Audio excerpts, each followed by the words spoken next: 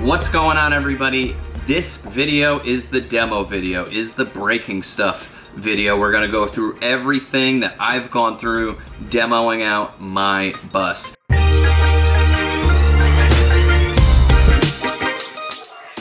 Now, the reason I'm making this video is because I've looked at a lot of resources, I looked at a lot of stuff, and no matter how many things I looked at, there were still things that came up that I didn't have the answer to. So I'm gonna try to show every little thing, maybe in a little bit of detail that I wish I had before I started.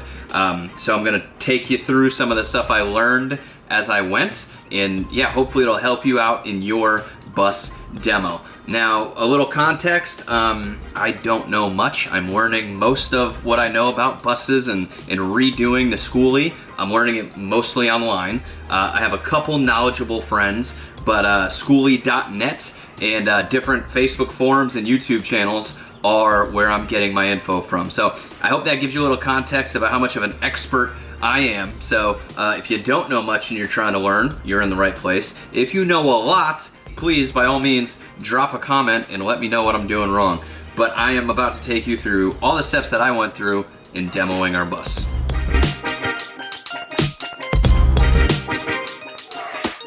So the first thing about demoing our bus is that we're doing it in August in San Antonio, Texas, and it is hot and this bus heats up like a sauna, and so I need to get out first thing in the morning right away to get working out here while it's still cool. So most of the time on my work day, I'll get up early, I'll get right out here, I'll start breaking stuff, and then I'll end in the afternoon before it gets too ridiculously hot, but it's always ridiculously hot. So the first thing we do when we demo is we take out the seats. Taking out the seats is a fun thing because, you know, you take them out and the place is empty.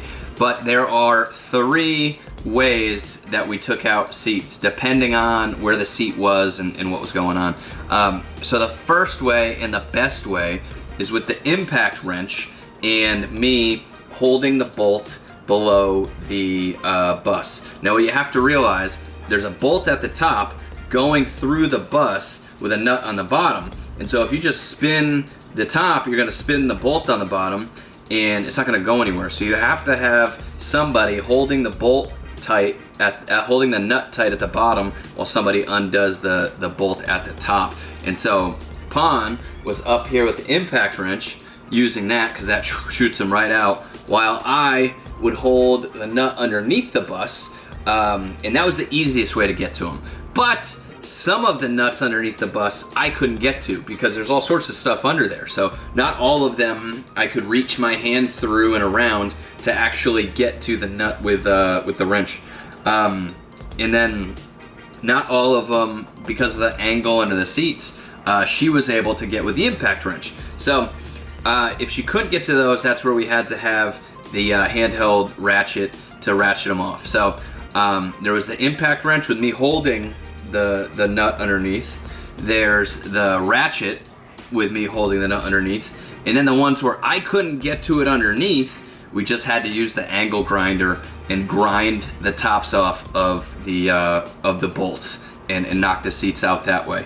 And so those were the different ways. We didn't do just one way for all the seats. We did as many of them as we could with the impact wrench because that was the easiest. The ratchet was the second easiest. And then doing the angle grinder was what we did for everything that was left over. So we've got great progress on the bus today on the seat removal. As you can see, I'm sweating because it's already warming up here. So we've gotten a lot of them removed. Right, we got a couple more left. And we got 2 back here that we took out. But the thing is that I go under the bus and I hold the nut while Pon ratchets the bolt out either with the impact wrench or the ratchet, depending on if she can use the impact wrench. Now, for the ones we can't, right, like I got these 2 right here, that's because there's just stuff under the bus that I can't get to the nut, so we're gonna have to use the angle grinder and just grind those right off. Now, one of my Skoolie colleagues told me to watch out for the sparks, because if you get sparks up and you hit the windows, you can put these little nicks in the windows that you can never get out. So I'm gonna try to be careful when we angle grind the last of these off. And yeah, we're almost done with seats. Fun times. Now the next thing is, what do you do with the seats? getting rid of the seats was always a thing for me. I didn't know what we would do with them. I could tell you what we did with them. We put them on the side of the road, and within an hour, somebody had picked them up and taken them all with them. So if you don't have some great use for the seats and you don't have some place you're gonna sell them, in most places, at least in San Antonio, you can have all of your seats picked up for free by somebody who wants them. The other thing is too, we found that most of the scrap metal, right? Like when we take out the sidewalls, when we take out the ceiling panels, all of that metal we can pile up and just, you know, we have a metal guy we can call, he'll come pick them up, or I can just take a picture and put it on Facebook Marketplace and somebody will come pick up those scraps. Now the wood and some of the other stuff, we gotta take to the dump, but metal, people will come pick up for free, and that makes your job a little bit easier. It's the end of our first weekend of work, and we got the seats out. It's a little bit of a win, a little bit of a loss. After we got the seats up, we moved on to the floor. Now the floor on the bus is gonna be rubber, plywood, and the rubber's glued on top of the plywood, and the plywood's usually screwed down to the floor of the bus. And we're trying to get to that metal floor or steel, whatever it is, floor of the bus. So we gotta get the metal, we gotta get the rubber and the wood up from the bottom of the bus. Now, if you peel back the rubber, it's kind of a pain. One thing we didn't do that I learned you can do is you can use a heat gun, right? So you can use a heat gun to heat up that adhesive, and it'll make it pull off a little bit easier.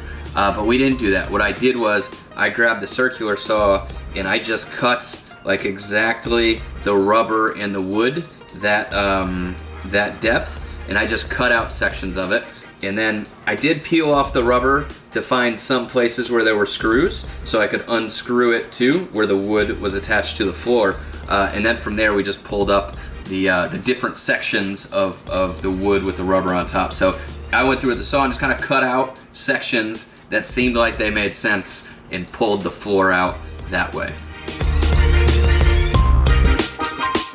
Now the next thing on demo are the ceiling panels. The ceiling panels were a tough one for us because, you know, they're screwed in, and some of those screws had to be grinded off because they weren't coming out. And then also there is a thick adhesive that's on the ceiling panels. And so the ceiling panels have been very tough, and we fought with them for a while, but we did get a heat gun to loosen up some of that adhesive. So we grind off the screws that are left, heat up the sides, and then pull down the panels, and that's worked out for us pretty well. So we finished demo, and my friends at Gilligan Phantom, who have an awesome channel to check out, he was going through and talking about his whole bus demo and his whole bus build. And he said, look, if you get to the end of demo and you're like feeling a little bit in over your head, it's definitely a good time to pull back, because from here it gets a lot harder. You're talking about installing tanks, you're talking about solar, you're talking about a lot of other stuff.